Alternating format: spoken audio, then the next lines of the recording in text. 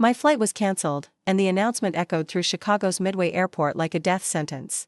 When I finally made it home 12 hours later, I found my son and a woman I'd never seen before loading my most precious possession into their car under cover of darkness. Inside that suitcase was my entire life's work, jewelry, heirlooms, and treasures worth $1.6 million. Today, I'm going to tell you something I never thought I would share. And if for even a second this feels familiar, I only ask that you like this video and subscribe. It will help me keep opening my heart. My name is Rose, and I'm 78 years old. I live in a modest 2-bedroom apartment on Chicago's South Side, where the wind carries the scent of steel mills and broken dreams through my thin windows. Every morning, I wake to the sound of the L train rumbling past, its rhythm as familiar as my own heartbeat. The coffee maker gurgles to life at exactly 6:30, and I sit at my small kitchen table watching the city wake up through glass that's fogged with age and sorrow. That Tuesday evening in March should have been routine. I was returning from visiting my sister in Denver, carrying nothing but a small carry-on and the weight of another failed family reunion. The flight delays started around noon. First 30 minutes, then an hour, then indefinitely postponed due to weather. By the time they rebooked me on a red-eye, it was nearly midnight when I finally turned my key in the lock of apartment 4B. I was exhausted, my arthritis screaming from hours hunched in uncomfortable airport chairs. All I wanted was my own bed, my own pillow, the familiar sounds of home. But as I climbed the stairs to my floor, something felt wrong. The hallway light that usually burned out every few weeks was working perfectly, casting shadows that seemed sharper than usual. I fumbled with my keys, dropped them once, picked them up with shaking fingers. The sound of my door opening should have brought relief, but instead, I heard something else. Voices. Coming from the parking garage below my bedroom window. I set my bag down quietly and moved toward the window, my heart beginning to race in a way that had nothing to do with the 4 flights of stairs. Through the thin curtains, I could see the glow of headlights, the silhouette of 2 figures moving with urgent purpose. One of them was my son, David. I recognized his tall frame, the way he hunched his shoulders when he was nervous. The other was a woman with blonde hair and quick movements, someone I'd never seen before in my 60 years of living in this neighborhood. And between them, they were lifting something heavy, something that made my blood turn to ice water in my veins. My burgundy leather suitcase. The one I kept locked in my bedroom closet. The one that contained everything I'd worked for, saved for, sacrificed for over 7 decades of living. I pressed my face against the cold glass, watching my son, my only child, my baby boy, handle my most precious possessions like they were stolen goods. Because that's exactly what they were. The woman said something I couldn't hear, but her gestures were sharp, impatient. David nodded and lifted his end of the suitcase higher.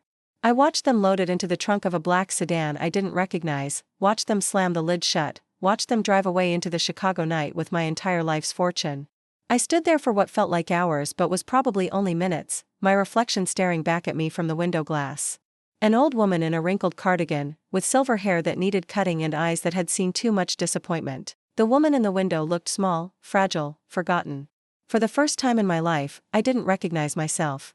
That suitcase contained more than just valuable items. It held my mother's engagement ring, a 3-carat diamond that had been in our family for 4 generations. It held the pearl necklace my grandfather brought back from the Pacific after World War II. It held gold coins I'd been collecting since I was 25 years old, each one purchased with money I'd earned scrubbing floors and washing dishes when David was young.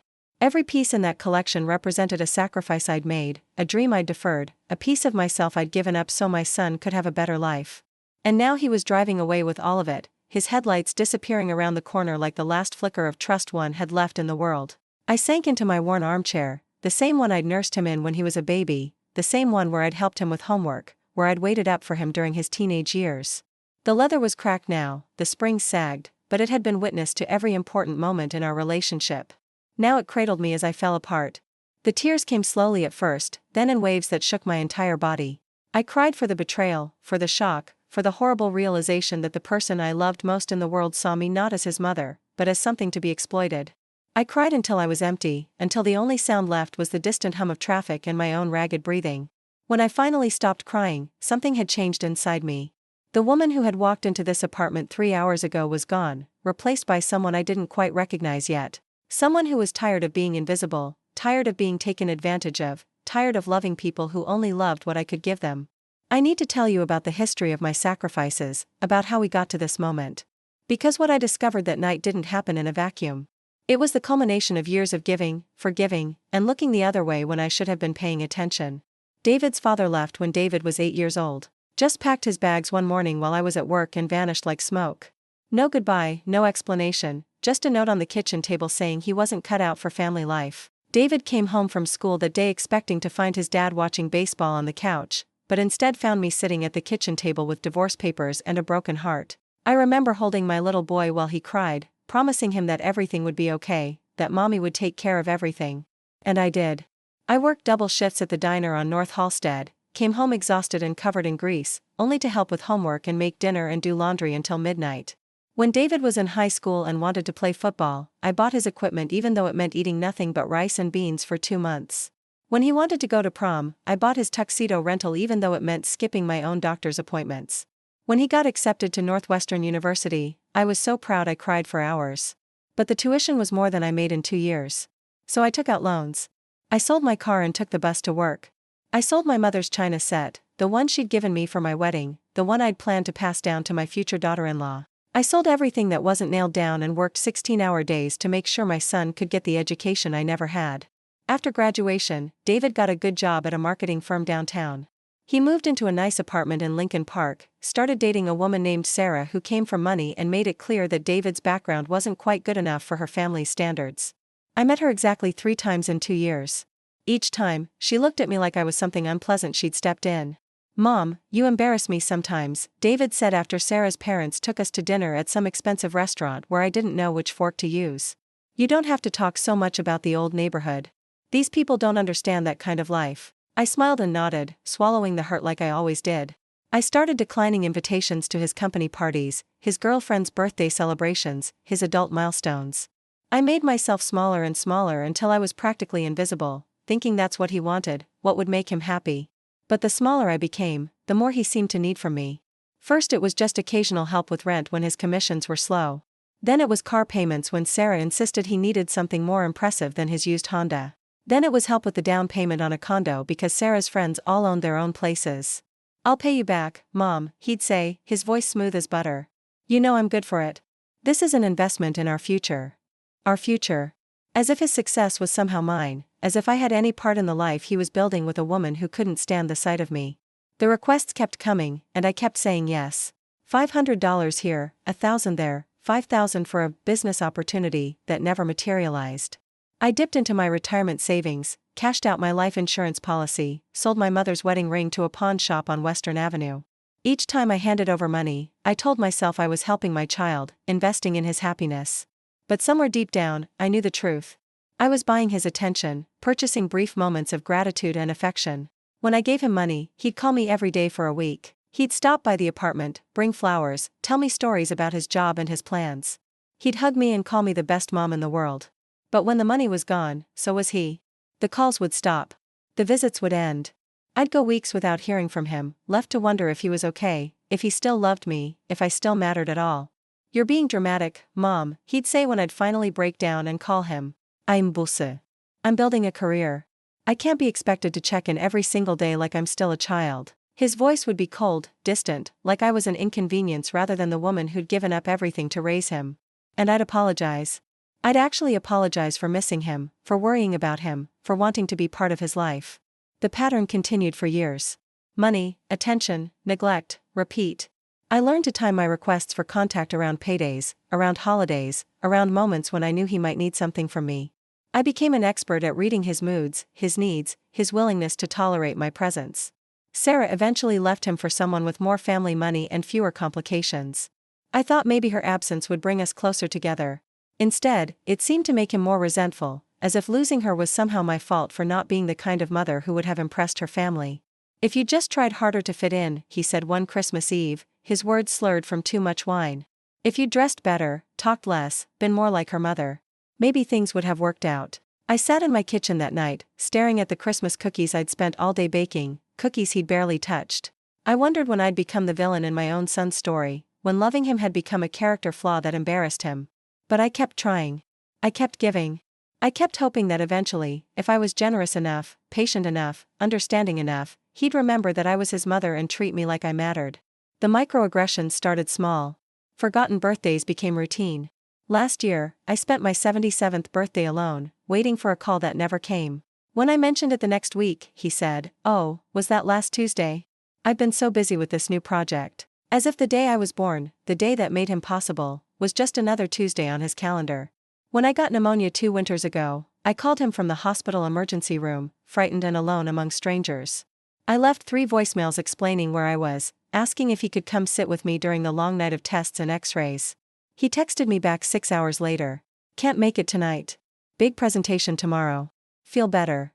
I stared at that text message on my phone screen, surrounded by beeping machines and the antiseptic smell of hospital air, and felt more alone than I'd ever felt in my entire life. I spent that night watching nurses care for me with more tenderness than my own son had shown in years.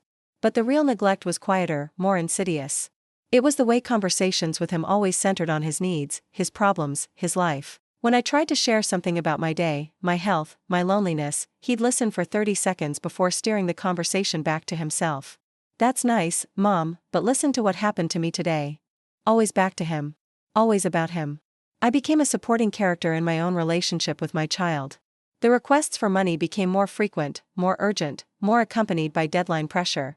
I need it by Friday, Mom, or the deal falls through. If you can't help me out, I guess I'll have to figure something else out. The implied threat was always there: help me, or lose me entirely. I started keeping a notebook, writing down every loan, every gift, every payment I made on his behalf. The numbers grew into the tens of thousands, then hundreds of thousands. I was funding a lifestyle I could never afford for myself, paying for restaurants I'd never eaten at, vacations I'd never taken, clothes that cost more than my monthly rent. But the notebook wasn't just about money. I also wrote down the promises. I'll call you this weekend. We'll have dinner next month. I'll introduce you to my new girlfriend soon. Page after page of commitments he made and promptly forgot, leaving me to wonder if I'd imagined the conversations entirely. The loneliness became a physical thing, a weight I carried in my chest. I'd go days without speaking to another human being except for quick transactions at the grocery store or pharmacy. I started talking to myself just to hear a familiar voice, started leaving the television on all night because the silence was too loud. I began to suspect that David saw me as nothing more than a bank account with emotions. The realization crept in slowly, through 1,000 small betrayals and dismissals. But I kept pushing the thought away, making excuses, finding reasons to continue hoping. Then came the discovery that shattered every last illusion I'd been clinging to. It was a Tuesday afternoon in February, 3 weeks before the night I found him stealing my suitcase. I'd been trying to help him with his taxes, something I did every year even though I barely understood my own. He'd left his laptop open on my kitchen table while he went to the bathroom, and an email notification popped up. I wasn't trying to snoop. The notification was right there on the screen, impossible to miss. It was from someone named Liza, with a subject line that made my heart stop beating. Rose's collection, timeline for removal. My hands were shaking as I clicked on the email. What I read there destroyed something fundamental inside me, something that can never be repaired. David, the email began, I've done some research on your mom's jewelry collection, and the insurance appraisal you showed me was accurate. We're looking at about $1.6 million in assets, possibly more depending on market values for some of the antique pieces. I think the approach we discussed is the right one. Get her out of town for a few days, and we'll have plenty of time to relocate everything to the storage unit. She's so trusting and scattered lately, she probably won't even notice anything missing for weeks. By the time she figures it out, we'll be long gone with enough money to start over somewhere warm. I know you feel bad about this, but you've got to think about your future. She's old, David. How many years does she realistically have left? This stuff is just going to sit in her closet until she dies anyway. At least this way, it can do some good, help us build the life we've been dreaming about. Don't feel guilty. You've earned this after everything you've put up with from her over the years. The constant phone calls, the emotional manipulation, the way she makes you feel responsible for her happiness. Consider this compensation for services rendered. Let me know when you've booked her flight. I'll have the truck ready. Love you, L. I read that email 3 times, each word burning itself into my memory like acid. My son, my baby, my only child, was planning to rob me blind with a woman whose existence I'd known nothing about. And worse than the theft itself was the casual cruelty in her words, the way she dismissed my life, my feelings, my very existence as inconveniences to be managed. But it was David's response, sent just an hour earlier, that broke me completely. You're right, as usual. I booked her a ticket to Denver to see Aunt Margaret. Flight leaves next Tuesday, returns Thursday. That gives us 2 full days, plus Wednesday night if we need it. I've been thinking about what you said, and you're absolutely right. I've spent my whole life being responsible for her emotions, and I'm tired of it. This isn't stealing, it's taking what should have been mine anyway. She's been guilt-tripping me about college expenses for 20 years. Time to collect on that investment. The storage unit is paid up for 6 months. We can take our time liquidating everything without her breathing down our necks. By summer, we'll be in Scottsdale with enough money to start the consulting business and never look back. I love you too. Can't wait to finally be free of all this baggage. I sat in my kitchen chair, staring at those words until they blurred through my tears. Free of all this baggage. That's what I was to him. Not his mother, not the woman who'd sacrificed everything for his success, not the person who loved him more than life itself. I was baggage. The planning, the premeditation, the casual dismissal of my humanity, it was all there in black and white. They'd researched the value of my collection. They'd planned the theft down to the smallest detail. They'd paid for a storage unit where they could hide my life's work while they figured out how to sell it. And David, my son who I'd nursed through fevers and helped with homework and cheered for at every school play, had characterized our entire relationship as him being responsible for my emotions. As if loving your mother, caring about your mother, treating your mother like a human being was some unbearable burden he'd been forced to carry. I closed the laptop carefully and walked to my bedroom on legs that didn't feel like they belonged to me. I opened my closet door and stared at the burgundy suitcase sitting on the floor, innocent and unaware that it had already been catalogued, appraised, and condemned. Inside that suitcase was my mother's engagement ring, the one she'd worn for 60 years until arthritis made it impossible. There was my grandmother's pearl necklace, passed down through 4 generations of women who'd worn it on their wedding days. There were gold coins I'd collected one by one, Liberty dollars and eagles and pieces from all over the world, each one representing a moment when I'd chosen to invest in beauty instead of spending money on myself. There were antique brooches and vintage watches, Art Deco earrings and Victorian lockets. Some had been gifts from my long-dead parents, others I'd purchased during the few prosperous years of my marriage, before my husband decided that responsibility was too much trouble. But more than their monetary value, these pieces were my history. They were tangible proof that I'd existed, that I'd had dreams and tastes and desires beyond taking care of other people. They were beautiful things I'd surrounded myself with when life was ugly, treasures I'd planned to leave to my son because I couldn't imagine him not cherishing them the way I did. Now I knew the truth. To him, they were just assets to be liquidated, obstacles to his freedom, compensation he felt entitled to for the terrible burden of having a mother who loved him. I don't remember sitting down on my bed, but suddenly I was there, holding my mother's jewelry box in my lap. It was carved mahogany, lined with burgundy velvet, with a tiny ballerina that still tried to turn when you wound the music box mechanism. The tune was "The Way You Look Tonight," my parents' song. I opened the box and touched each piece gently, remembering where it came from, when I'd worn it, what it had meant to me during different chapters of my life. These weren't just valuable objects. They were breadcrumbs marking the path of my existence, proof that Rose DeMarco had lived and loved and hoped and dreamed. And my son wanted to erase all of it, sell it all off like it was nothing more than inventory in a failed business. The earthquake of betrayal hit then, aftershock after aftershock of pain and disbelief. I doubled over on my bed, clutching the jewelry box to my chest, sobbing with a sound I'd never made before. It was the sound of something essential breaking inside me, something I'd taken for granted my entire life, the sound of a mother's love dying. When David came back to the kitchen 10 minutes later, I'd closed his laptop and was sitting at the table as if nothing had happened. He looked at me with those familiar brown eyes, the same eyes I'd gazed into when he was a baby, and I wondered if he'd ever truly seen me at all. "Thanks for helping with the taxes, Mom," he said, his voice perfectly normal. "You're the best." He kissed my forehead like he had 1,000 times before, and I let him. I even smiled. But inside, I was planning. For the first time in my life, I was thinking about protecting myself instead of protecting him. "You're welcome, sweetheart," I said. "Anything for you." The lie tasted like ashes in my mouth, but it bought me time. Time to figure out how to save myself from the child I'd spent 70 years loving. That night, I called my sister Margaret in Denver and asked if I could visit earlier than planned. "Of course," she said, delighted. "But I thought you were coming next month?" "Change of plans," I told her. "I need to get away for a few days." What I didn't tell her was that I was setting a trap. I booked the same flight David had booked for me, but I also called the airline and arranged to be on the standby list for earlier flights. If weather or mechanical issues caused delays, I wanted maximum flexibility to return home unexpectedly.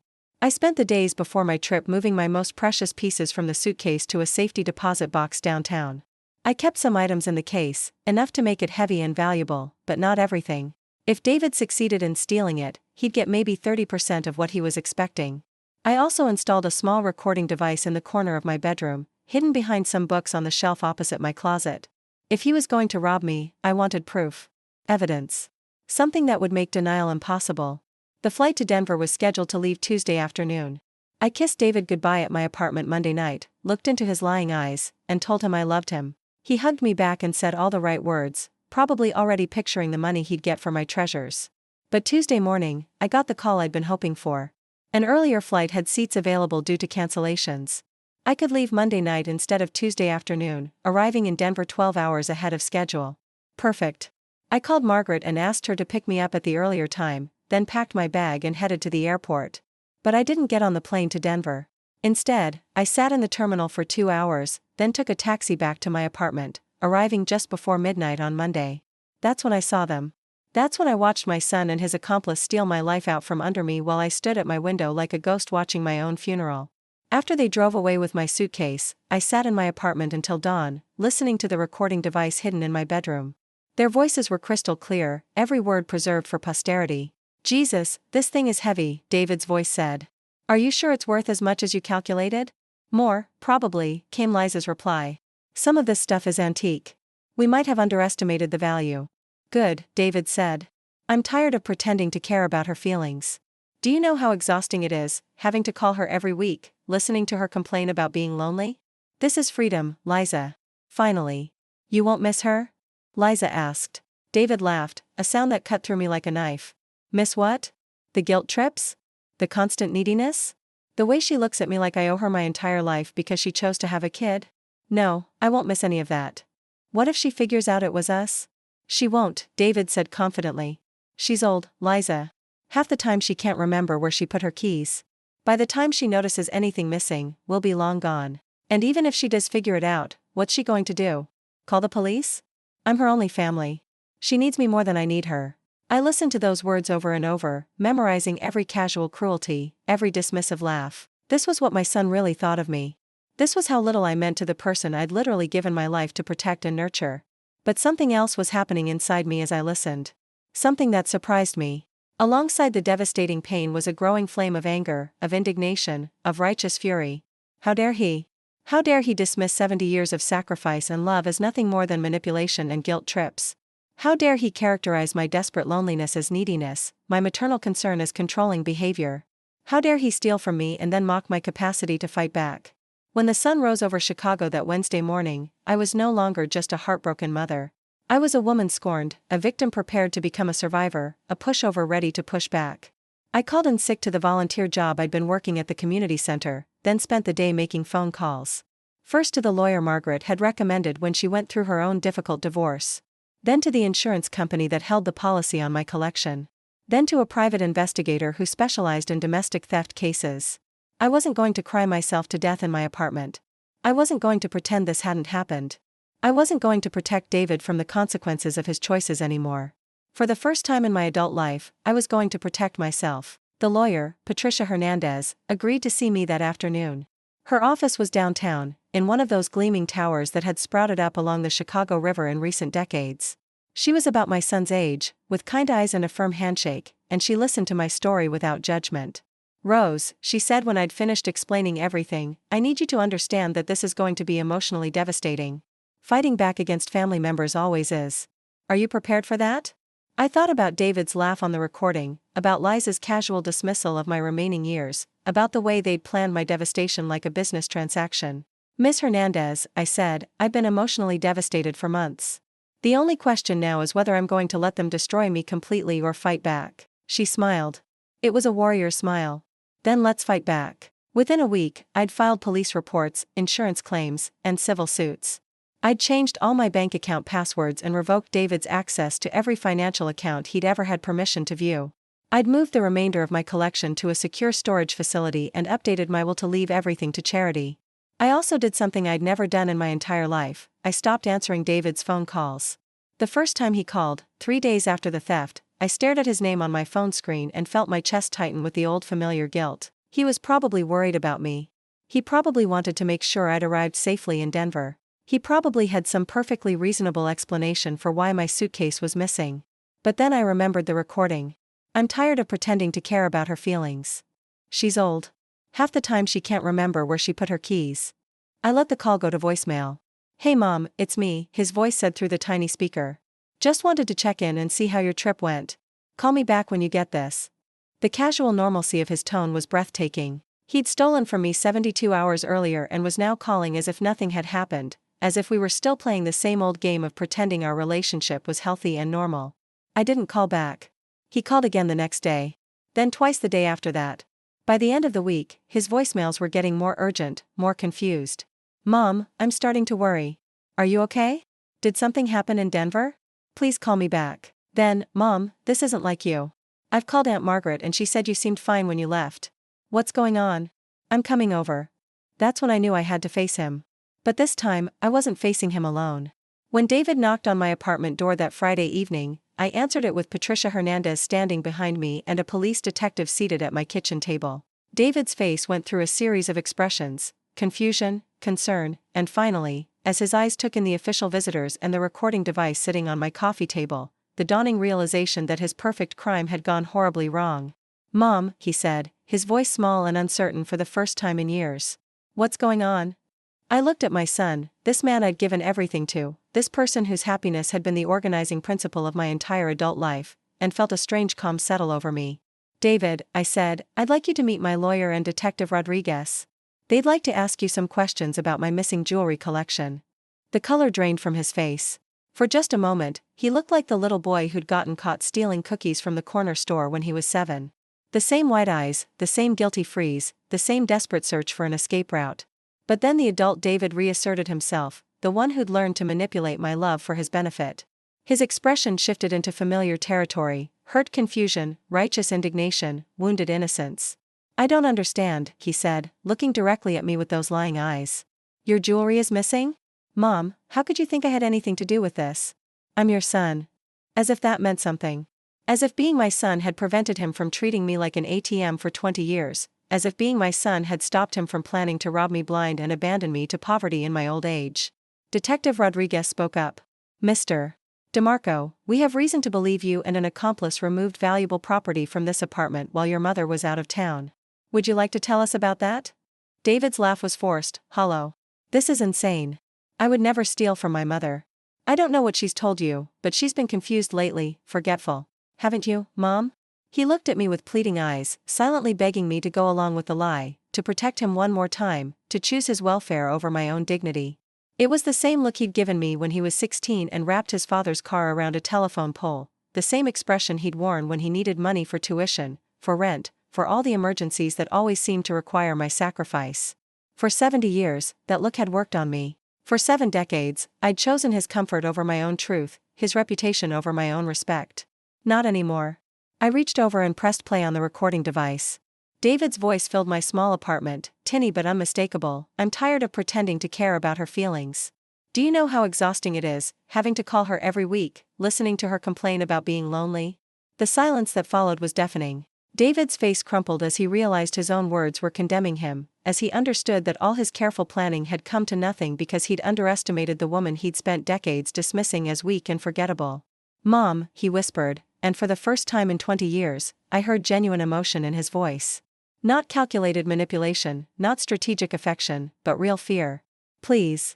But it was too late for please. It was too late for the soft forgiveness I'd always offered, too late for the maternal instinct that had always chosen his well-being over my own dignity. "Where is my property, David?" I asked quietly. His shoulders sagged. The game was over and he knew it.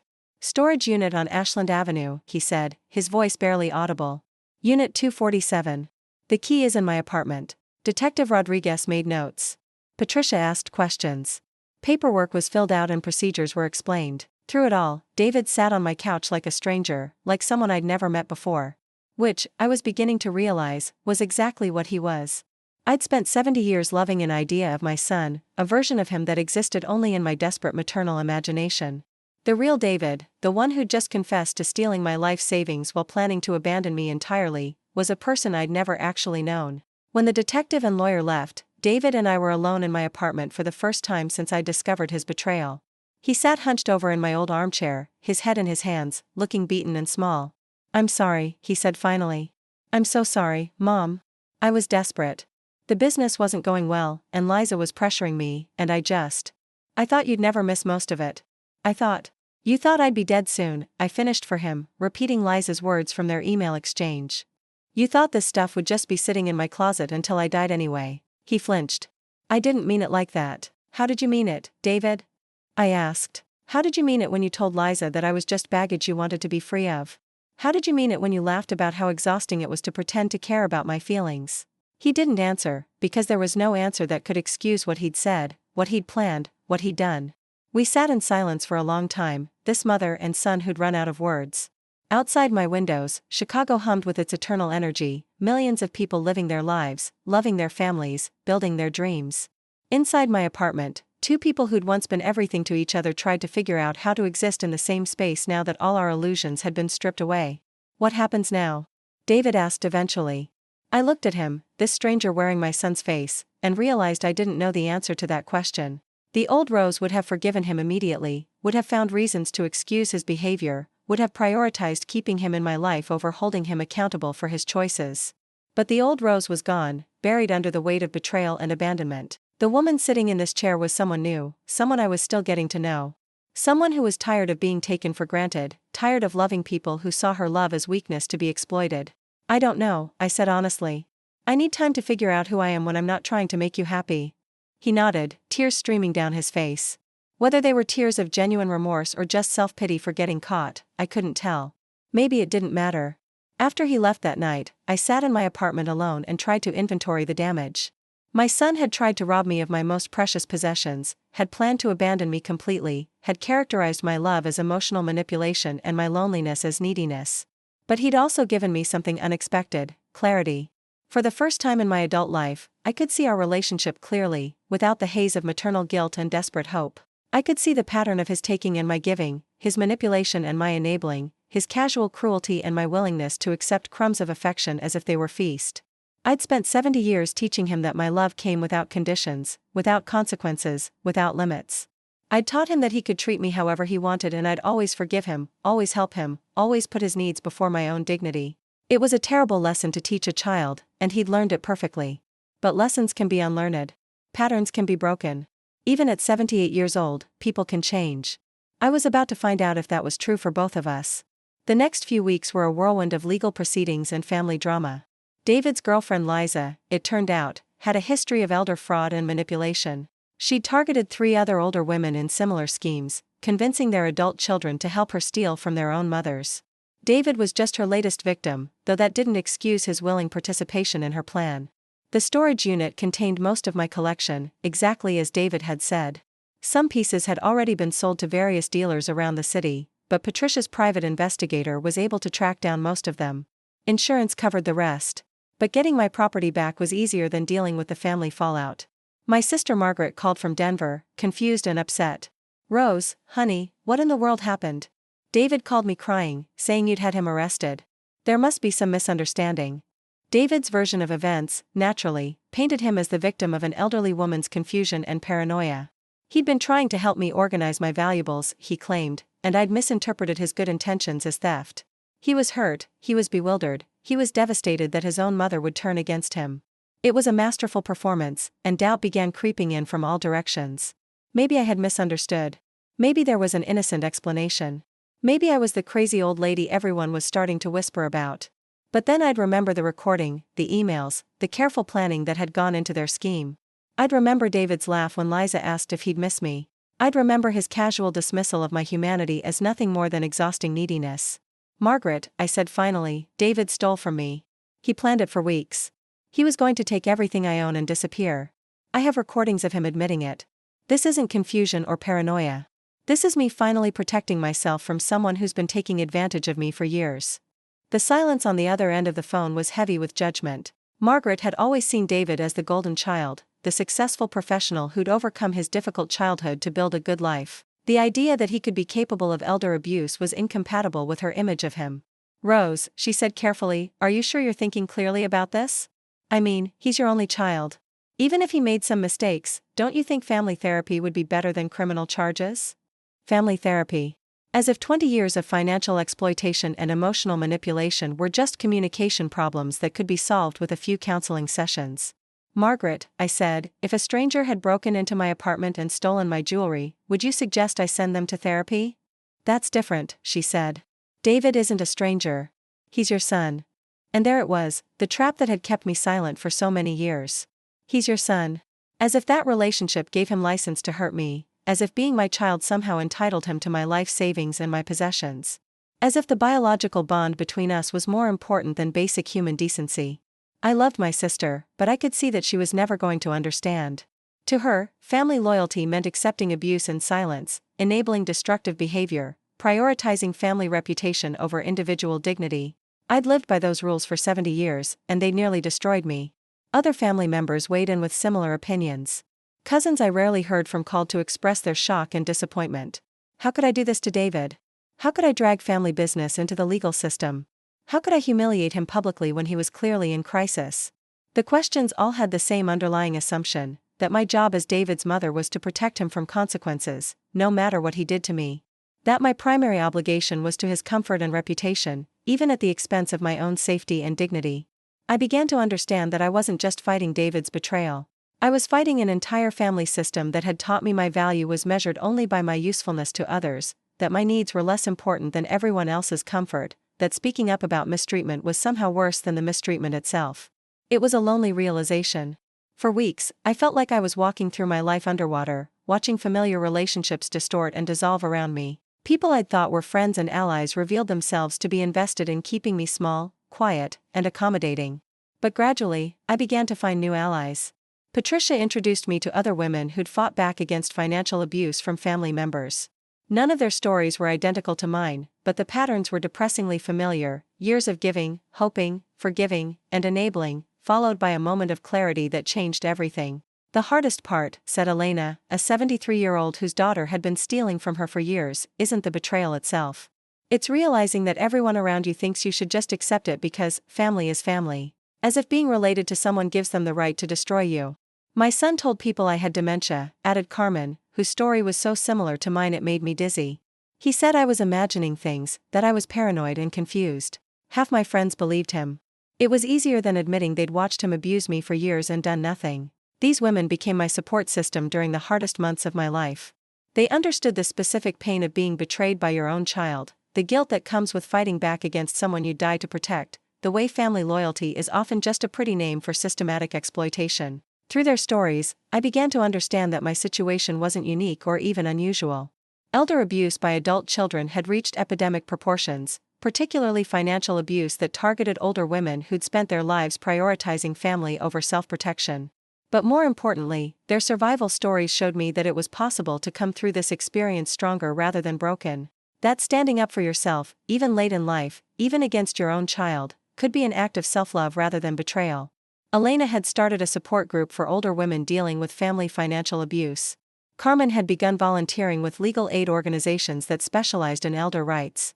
Both had rebuilt their lives around new purposes, new relationships, new definitions of family that weren't based on blood but on mutual respect and genuine affection. Rose, Elena said during one of our weekly coffee meetings, the son you thought you were protecting never actually existed. You were protecting an idea, a hope, a fantasy. The real David showed you exactly who he was when he stole from you. Believe him. It was harsh advice, but it was also liberating. I'd spent months trying to reconcile the son I'd loved with the man who'd betrayed me, trying to figure out how both could exist in the same person. The answer was that they couldn't. I'd been in love with my own projection, my own desperate desire to have raised a good man. The real David was the one who'd laughed about my loneliness, who'd characterized my love as manipulation, who'd planned to rob me and abandon me without a second thought. That was who he actually was, beneath all my hopes and dreams and maternal delusions. Accepting that truth was devastating, but it was also the beginning of freedom. 6 months after that terrible night when I'd watched him load my suitcase into his car, David and I sat across from each other in family court for his sentencing hearing. He'd pled guilty to theft and elder abuse in exchange for probation and restitution. His lawyer had argued for leniency based on his lack of prior criminal history and his status as a first-time offender. But Patricia had advocated for consequences that would send a message, not just to David but to other adult children who might think their parents were easy targets for financial exploitation. Your Honor, she'd said, this wasn't a crime of opportunity or desperation. This was a carefully planned scheme to defraud an elderly woman of her life savings. The defendant spent weeks researching the value of his mother's possessions, coordinating with an accomplice who had a history of elder fraud, and manipulating his mother's travel schedule to give himself maximum time to locate and remove her valuables. More troubling still, recordings made during the commission of this crime reveal the defendant's complete lack of empathy for his victim. He laughed about her loneliness, dismissed her emotional needs as manipulation, and characterized her love and concern as burdens he wanted to be free of. This court must send a clear message that family relationship does not provide immunity from consequences. That being someone's son does not give you the right to steal from them. That elder abuse will be prosecuted to the full extent of the law, regardless of who commits it. The judge, an older woman with kind eyes and a firm voice, agreed. David received 2 years of supervised probation, 500 hours of community service, and was ordered to pay full restitution plus court costs. He was also prohibited from having any contact with me without court approval and from accessing any of my financial accounts or personal property. As we left the courthouse that day, David caught up with me on the steps. "Mom," he said, his voice breaking, "I know I messed up. I know I hurt you. But I'm still your son. I'm still the little boy you raised and loved. Doesn't that count for something?" I looked at him, this man who'd tried to steal my dignity along with my possessions, and felt something I'd never felt before, absolute clarity. "David," I said, "that little boy I raised and loved would never have done what you did to me. I don't know where he went or when he disappeared, but the man standing in front of me isn't him." "So that's it?" he asked. "You're just going to throw away 30 years of being my mother?" "No," I said. "You threw it away when you decided I was nothing more than an obstacle to your freedom and an account to be emptied. I'm just finally accepting what you showed me about how little I mean to you." He started to respond, but I was already walking away. For the first time in my adult life, I had somewhere more important to be than standing there absorbing his manipulation and making myself smaller to accommodate his feelings. I had my own life to rebuild. The final twist came 3 months after the sentencing, just as I was beginning to feel like the legal saga was behind me. I was having dinner with Elena and Carmen when my phone buzzed with a notification from a local news blog. Someone had written a long post about my situation, but it wasn't the supportive piece about elder abuse that I might have hoped for. Instead, it was a manipulative sob story about a young entrepreneur whose elderly mother had pressed false charges against him during a family dispute over jewelry. The post, written by someone calling themselves a family friend, painted David as the victim of an increasingly confused and vindictive elderly woman who'd misunderstood his attempts to help her organize her valuables. According to this version of events, I was so isolated and paranoid that I'd interpreted normal family assistance as theft, destroying my relationship with my only child based on delusions and misperceptions. The comments section was worse than the article itself. Dozens of people, none of whom knew me or understood the real situation, weighed in with opinions about my mental state, my selfishness, and my cruelty toward my devoted son. "This is what happens when old people live alone too long," wrote one commenter. "They get suspicious of everyone, even their own family. This poor man was probably just trying to help his mother manage her affairs. Elderly people shouldn't be allowed to make major legal decisions without psychological evaluations," wrote another. "This woman obviously doesn't understand what she's doing." Reading those comments felt like being assaulted all over again. Not only had David stolen from me and betrayed my trust, but now he was using public humiliation as a weapon, encouraging strangers to attack my mental competence and my motives. For a moment, the old Rose reasserted herself. The woman who'd spent decades absorbing abuse in silence, who'd always prioritized other people's comfort over her own dignity, who'd learned to make herself smaller and smaller until she was practically invisible. That Rose wanted to delete her social media accounts, hide in her apartment, and pretend none of this had ever happened. She wanted to call David and apologize, to find some way to make peace that would end the public humiliation and restore the familiar dynamic where she absorbed all the pain so everyone else could be comfortable. But then I remembered Elena's words, "The son you thought you were protecting never actually existed." I was not going to apologize for protecting myself. I was not going to be ashamed of speaking truth, even when that truth was inconvenient for people who preferred their elder abuse victims to remain silent and compliant.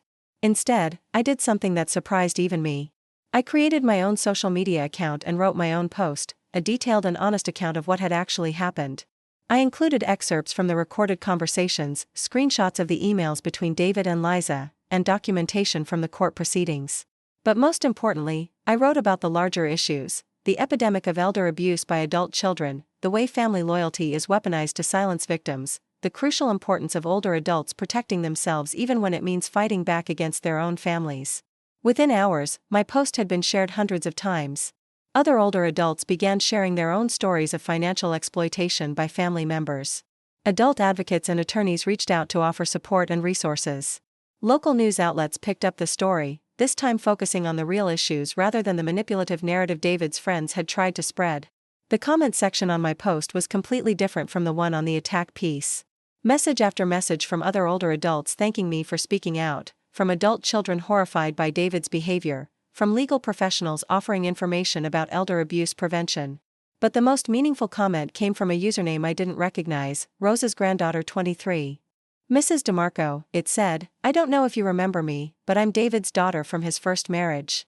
I'm 23 now, living in Portland, and I haven't seen my father since I was 16 because he chose his new life over maintaining a relationship with me. I want you to know that what happened to you doesn't surprise me at all. My dad has always been someone who takes what he can get from people and discards them when they're no longer useful to him. He did it to my mother during their divorce, he did it to me when I became inconvenient for his image, and now he's done it to you. But I also want you to know that you're not alone. I've been following this story, and I'm proud of you for fighting back. You're the grandmother I always wished I could have had, and if you're open to it, I'd love to get to know you. My father threw away his relationship with both of us, but maybe we can build something new together. Love, Jessica. I stared at that comment through tears, reading it over and over again. A granddaughter. David had a daughter I'd known nothing about, a young woman who'd been discarded and abandoned just like I had, who understood exactly what kind of man he really was. I messaged Jessica that night, and we talked for hours. She told me about her childhood, about David's refusal to pay child support or maintain any meaningful relationship after his divorce. She told me about her mother's struggles as a single parent, about the promises David had made and broken, about the way he'd simply disappeared from their lives when Jessica was 16 and began asking difficult questions about his responsibilities as a father. He's a user, Grandma Rose, she said, using the title I'd never thought I'd hear. He finds people who love him and he exploits that love until there's nothing left. Then he moves on to the next victim. Jessica had grown up knowing she had a paternal grandmother in Chicago, but David had told her I was difficult and manipulative, that maintaining a relationship with me would be complicated for their family dynamic. He'd effectively stolen not just my money and possessions, but years of relationship with my granddaughter. That phone call was a turning point for me. For months, I'd been focused on the loss, the betrayal, the devastation of discovering who my son really was. But Jessica's existence reminded me that David's cruelty had created opportunities as well as damage. His rejection of his daughter had freed her to see him clearly, without the blinding loyalty that had kept me trapped for so many years. And his final betrayal of me had freed me to build the relationship with Jessica that he'd always prevented. Over the following weeks, Jessica and I talked every few days. She told me about her job as a social worker in Portland, her passion for working with elderly clients who'd been abused or neglected by their families. I told her about my life in Chicago, my volunteer work, the support group I'd started with Elena and Carmen. When she asked if she could come visit for Thanksgiving, I cried for 20 minutes before I could answer. Not tears of sadness this time, but tears of joy. At 78 years old, I was finally going to have the family holiday I'd always dreamed of, one based on mutual affection and respect rather than obligation and manipulation. Jessica arrived on a crisp November morning, carrying flowers from the Portland Farmers Market and a homemade pie that smelled like the childhood I'd tried to give David but he'd been too selfish to appreciate. She was beautiful, with David's dark eyes but none of his calculating coldness. When she hugged me in my apartment doorway, it felt like coming home to a part of myself I'd never known was missing. We spent that Thanksgiving weekend talking, cooking, and walking through my Chicago neighborhood. Jessica was fascinated by the stories I told her about growing up here, about the community that had shaped me, about the dreams I'd deferred and the sacrifices I'd made. But she was also clear-eyed about the dysfunction those stories revealed. Grandma Rose, she said as we sat in my kitchen on Sunday morning, drinking coffee and watching the city wake up outside my window, you spent 50 years trying to earn love from someone who was incapable of giving it. That wasn't your fault, but it also wasn't sustainable. I know that now, I said. But at the time, I thought if I just loved him enough, sacrificed enough, gave enough, he'd eventually become the person I needed him to be. But people don't change because we love them, Jessica said gently. They change because they want to change. And my father has never wanted to be anyone other than exactly who he is, someone who takes what he can get and gives as little as possible in return. She was right, of course. David was in his 50s now, and his patterns had been consistent since childhood. The entitlement, the manipulation, the casual cruelty toward anyone who couldn't provide him with immediate benefit, these weren't flaws he'd developed recently under stress. They were core aspects of his personality that I'd spent decades trying to excuse, explain, and overcome through the sheer force of maternal love. But I want you to know, Jessica continued, that your love wasn't wasted. It didn't change him, but it changed you. The woman who stood up to financial abuse, who fought back against manipulation, who refused to accept crumbs of affection as if they were a feast, that's who you always were underneath. You just needed to stop giving all your strength away to someone who didn't deserve it. That Sunday evening, as I hugged Jessica goodbye at Midway Airport, I realized how completely my life had changed since that terrible night when I'd watched David steal my suitcase. I'd lost a son who'd never really existed, but I'd gained a granddaughter who saw me clearly and loved me anyway. I'd lost the illusion of a happy family, but I'd gained the reality of genuine relationships based on mutual respect. Most importantly, I'd found myself again. Not the diminished, people-pleasing version I'd become through decades of emotional manipulation, but the strong, clear-thinking woman I'd been before I'd learned to make myself small enough to fit into other people's needs. The following spring, I did something I'd never done in my entire adult life. I planned a vacation that was purely for my own enjoyment. No visits to relatives who tolerated rather than welcomed me. No trips centered around other people's needs and schedules. Just me, 2 weeks, and a riverboat cruise down the Mississippi that I'd been dreaming about since I was 20 years old. I booked a cabin with a river view, packed my favorite books and my new art supplies, and set off on my first solo adventure in nearly 8 decades of living. The other passengers were mostly couples, and I worried initially that I'd feel out of place, conspicuous in my singleness. Instead, I felt liberated.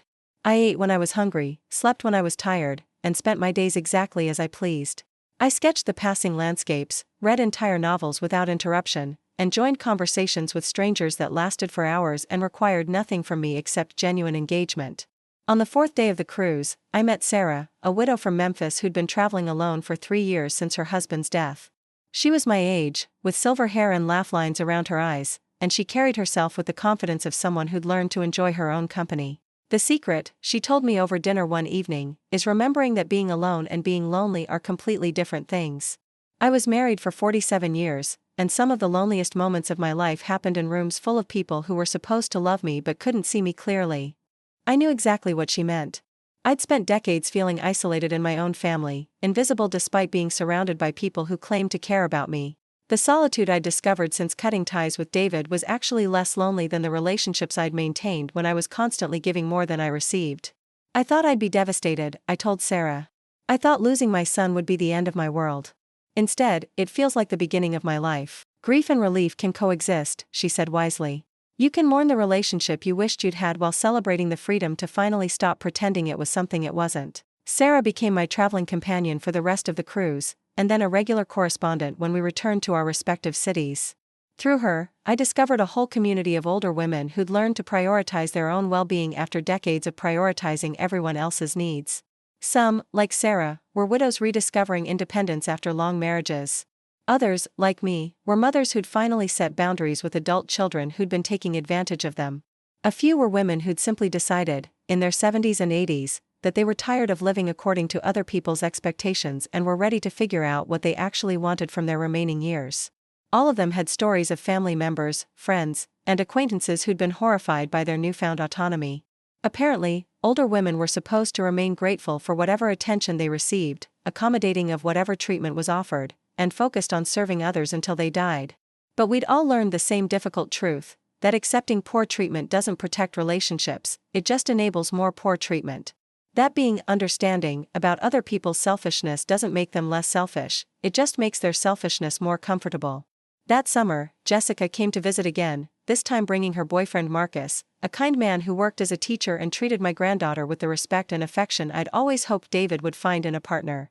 Watching them together was like seeing a parallel universe where healthy relationships were possible, where love was demonstrated through actions rather than just words.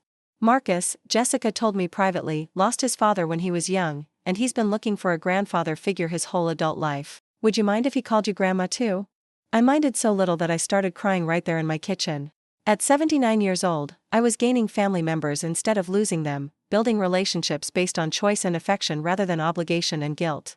That visit was when I decided to make the final break with my old life complete.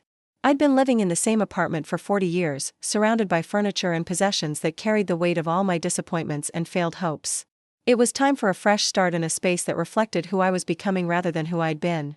I found a smaller apartment in a different neighborhood, one with more light and a view of Lake Michigan. I kept only the belongings that brought me joy or served a practical purpose, donating the rest to organizations that could put them to good use.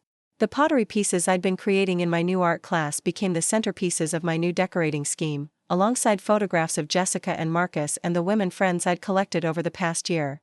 The most symbolic moment came when I was packing up my jewelry collection, the pieces that David had tried to steal and that had precipitated our final confrontation. As I wrapped each item carefully in tissue paper, I realized that many of them no longer brought me pleasure to look at. They were beautiful and valuable, but they carried too much grief, too many memories of betrayal and disappointment. I kept the pieces that had good memories: my mother's pearls, which reminded me of her strength and grace; my grandmother's wedding ring, which connected me to generations of women who'd survived difficult times; a few antique brooches I'd saved for when I could afford beautiful things.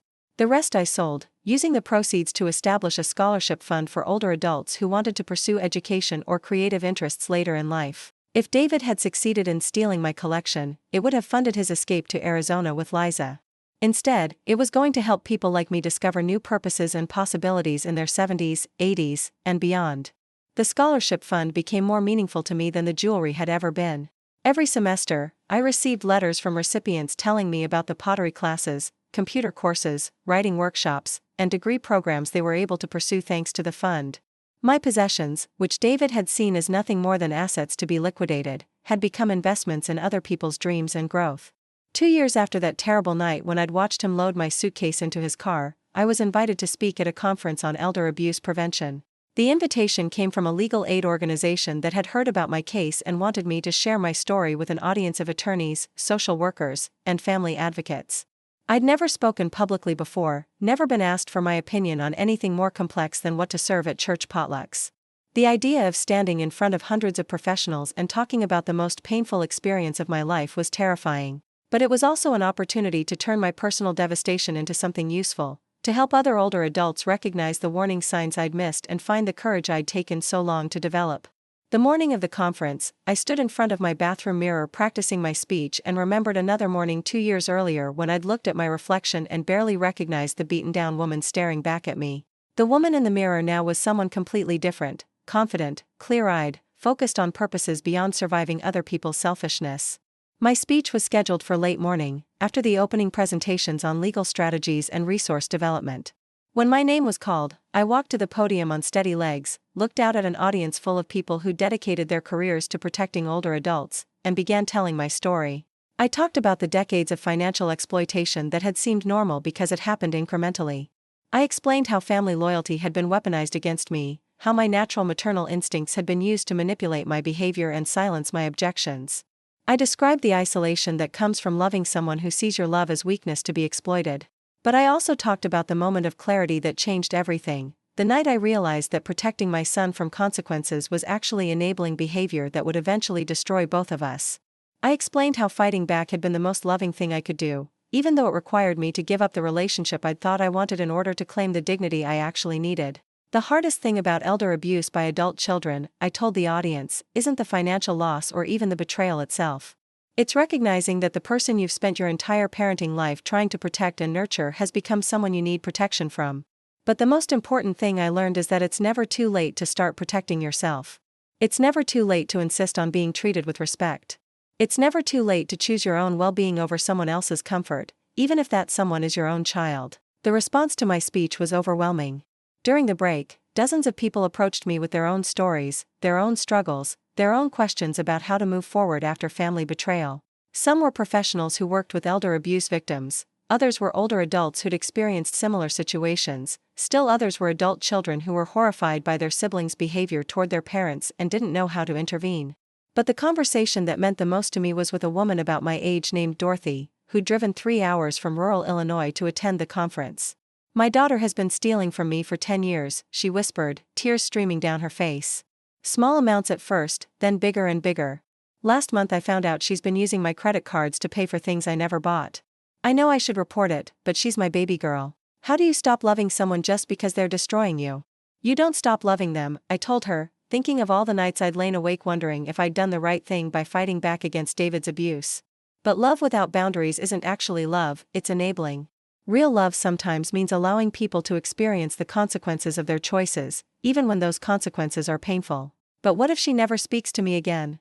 Dorothy asked. "What if she only speaks to you now because she needs something from you?" I replied gently.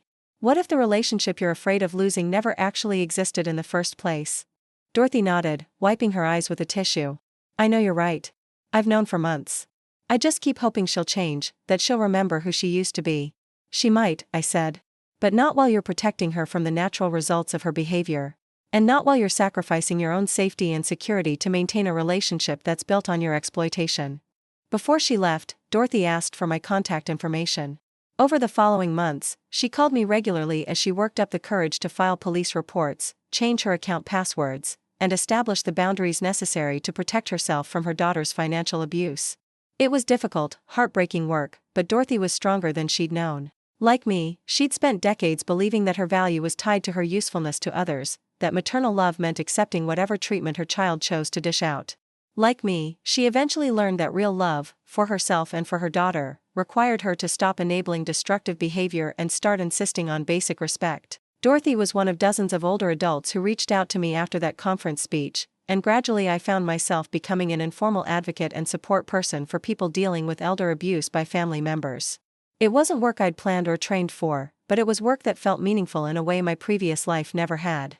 Instead of organizing my days around one person's needs and moods, instead of measuring my worth by someone else's happiness, I was building a life centered on purpose, connection, and service to people who genuinely valued what I had to offer. 3 years after David's betrayal, I received an unexpected piece of mail, a wedding invitation. At first, I thought it might be from Jessica, but the return address was local. When I opened it, I found an invitation to David's wedding to someone named Maria, a woman I'd never heard of. Apparently, Liza had moved on to other victims after David's arrest made him less useful to her scams. David had found someone new, someone who didn't know about his history of elder abuse, someone who could provide him with the fresh start he'd been planning to finance with my stolen jewelry. The invitation was addressed formally, Mrs. Rose DeMarco. No mom, no personal note, no explanation of who Maria was or how they'd met. Just a printed card requesting my presence at a ceremony that would mark his transition into a new life built on the same patterns of selfishness and manipulation that had defined our relationship. For a moment, the old grief threatened to overwhelm me. This was supposed to be one of the most important moments in my son's life, and I was learning about it the same way distant acquaintances would, through a formal invitation that arrived 6 weeks before the event. But then I realized something surprising: I didn't want to be there. Not because I was angry or bitter, but because I genuinely had no interest in watching David make promises he probably wouldn't keep to someone who didn't know who he really was. I felt sorry for Maria, whoever she was. She was about to marry someone who'd tried to rob his own mother, someone who'd laughed about the loneliness of the woman who'd given him life, someone who'd characterized maternal love as emotional manipulation. Maybe she'd be different. Maybe she'd be strong enough to set boundaries, smart enough to protect her assets, clear-eyed enough to see through his charm to the selfishness underneath. Maybe she'd change him in ways I'd never been able to. Or maybe she'd spend the next 20 years of her life learning the same painful lessons I'd learned, that you can't love someone into becoming a better person, that sacrificing your own well-being doesn't inspire gratitude in people who see your love as weakness, that enabling destructive behavior never actually helps anyone. Either way, it wasn't my circus anymore. It wasn't my job to warn her, to protect him, to manage the consequences of his choices. It wasn't my responsibility to attend his wedding and pretend everything was fine between us, to smile for photos and make polite conversation as if he hadn't tried to steal my life savings and abandon me to poverty. I threw the invitation away and planned a weekend trip to visit Jessica in Portland instead. On the day David got married to his third victim, I was sitting in a coffee shop in Oregon, listening to my granddaughter tell me about her promotion at work and her plans to adopt a rescue dog. It felt like the healthiest choice I'd made in decades. That fall, I decided to write a book about my experience. Not just the dramatic story of discovering the theft and fighting back, but the subtler, more important story of how elder abuse happens gradually, how loving families can become breeding grounds for exploitation, how older adults can reclaim their power even late in life. I'd never written anything longer than a grocery list, but with Jessica's encouragement and help from a writing coach at the local community college, I began putting my story down on paper. The process was more healing than I'd expected, forcing me to examine not just what had happened but why I'd allowed it to happen for so long. Writing about my decades of people-pleasing and boundary crossing helped me understand the patterns that had made me vulnerable to David's manipulation. Growing up with parents who'd lived through the Depression, I'd learned that love was demonstrated through sacrifice, that good mothers put their children's needs ahead of their own comfort, that family loyalty meant accepting whatever treatment family members chose to offer. Those lessons had served me well when David was actually a child who needed protection and guidance.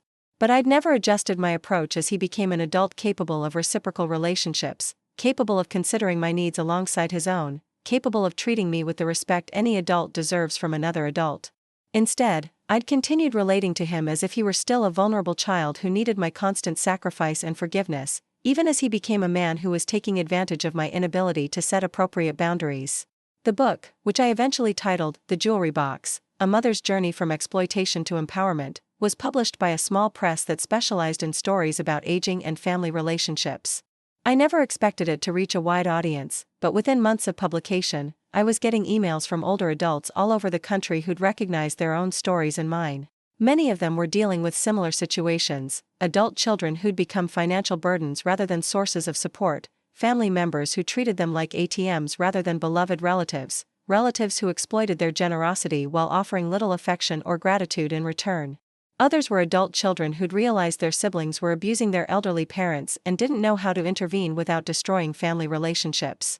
Still others were professionals who worked with older adults and wanted to better understand the psychology of family-based elder abuse. The common thread in all their messages was gratitude for someone finally talking honestly about these issues.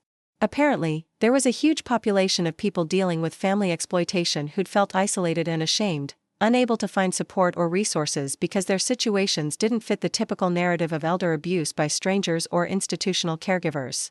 "Nobody talks about what to do when the person hurting you is someone you raised," wrote one woman whose son had been stealing from her for 15 years. "All the advice is about protecting yourself from scammers and predatory caregivers. Nobody mentions that sometimes your own child is the predator." "I've been a social worker for 30 years, wrote another correspondent, and I've seen hundreds of cases of family financial abuse. But families always close ranks, and victims always protect their abusers. Your book is the first resource I've found that addresses the psychology of why loving parents enable their children's destructive behavior." The success of the book led to more speaking opportunities, more interviews, more chances to talk publicly about issues that had been hidden in shame for too long. I found myself becoming the voice for a previously invisible population, older adults who'd been exploited by their own families and were ready to fight back. It was meaningful work that felt like the purpose I'd been searching for my entire adult life. But the most satisfying part wasn't the public recognition or the sense of helping others. It was the knowledge that I'd taken the worst experience of my life and transformed it into something useful, something that mattered beyond my own personal pain. David had tried to steal my possessions, my security, and my dignity. But in doing so, he'd inadvertently given me something I'd never had before: a clear sense of my own worth, independent of anyone else's needs or opinions. For years after I'd watched him load my suitcase into his car, I was living a life that was more authentically mine than anything I'd experienced in the previous 7 decades. I had meaningful work, genuine friendships, a loving relationship with Jessica and Marcus, and a sense of purpose that didn't depend on anyone else's approval or appreciation.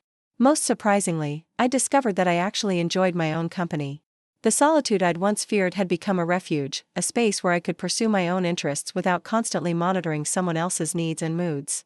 I painted watercolors of Lake Michigan at different times of day. I learned to use a computer and started a blog about aging with dignity. I joined a book club where we discussed literature instead of family drama. I volunteered at a legal aid clinic, helping other older adults navigate the process of reporting financial abuse. I even started dating, something I'd never imagined doing in my late 70s.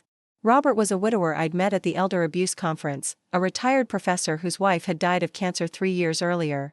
We were taking things slowly, learning to trust again after both being hurt by people we'd loved completely. But the difference between my relationship with Robert and my relationship with David was striking. Robert was genuinely interested in my thoughts, my experiences, my daily life. He remembered stories I told him and asked follow-up questions. He offered support without trying to control my decisions, and he accepted support without making me feel like I was being used. Most importantly, he saw me clearly.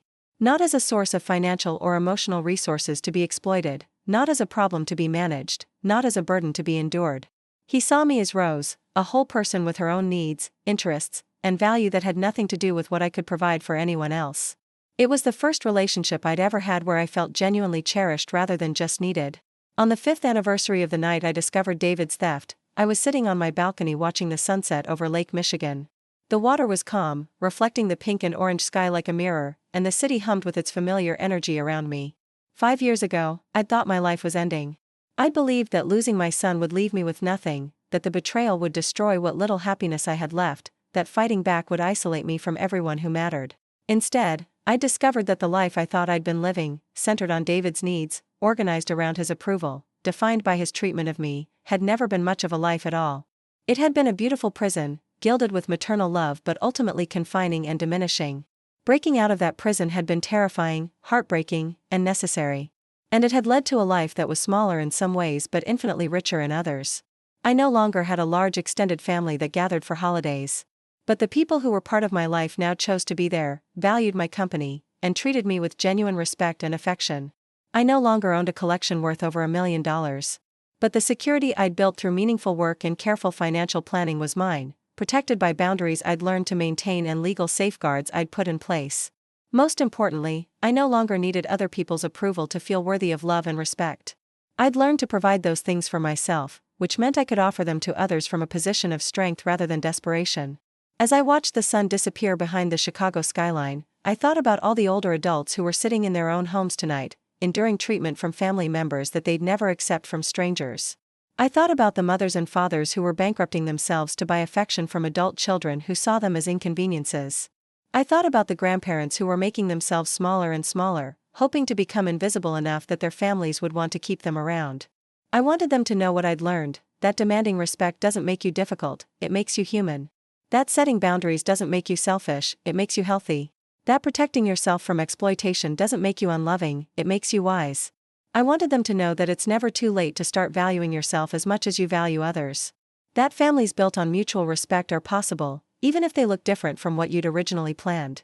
That growing older doesn't mean accepting whatever treatment other people choose to offer. Most importantly, I wanted them to know that they are worth fighting for, even if, especially if, they've never had anyone willing to fight for them before. My phone buzzed with a text from Jessica, "Thinking of you tonight, Grandma Rose. Love you so much." I smiled and texted back, "Love you too, sweetheart. Looking forward to our trip next month." Next month, Jessica and I were taking a cruise to Alaska, just the two of us. She'd never been anywhere that far north, and I'd never traveled anywhere purely for the joy of seeing something beautiful. We were both excited about the adventure, about the time together, about the memories we'd create. David would probably never know about our trip, our relationship, or the life I'd built after his betrayal. He'd moved to Arizona with Maria, changed his contact information, and made it clear that he considered our relationship permanently severed. 5 years ago, that would have broken my heart completely. Now, it felt like freedom. I gathered my empty coffee cup and my book and headed inside to get ready for bed. Tomorrow I had a busy day ahead, a pottery class in the morning, lunch with Elena and Carmen, a phone call with one of my scholarship recipients who was starting her master's degree at 73. It was a life full of small pleasures and meaningful connections, a life organized around my own values and interests rather than someone else's demands and expectations. It was a life that belonged entirely to me. For the first time in my 79 years, that felt like exactly enough. Before I turned off the lights, I paused in front of the mirror in my bedroom. The woman looking back at me was someone I recognized completely now, strong, clear-eyed, at peace with the choices she'd made. Her silver hair was cut in a style she'd chosen because she liked it, not because it was convenient or inoffensive. Her clothes fit well and flattered her figure, purchased because they made her feel confident rather than invisible. But mostly, her eyes held something that had been missing for decades, the quiet satisfaction of someone who'd learned to honor her own worth.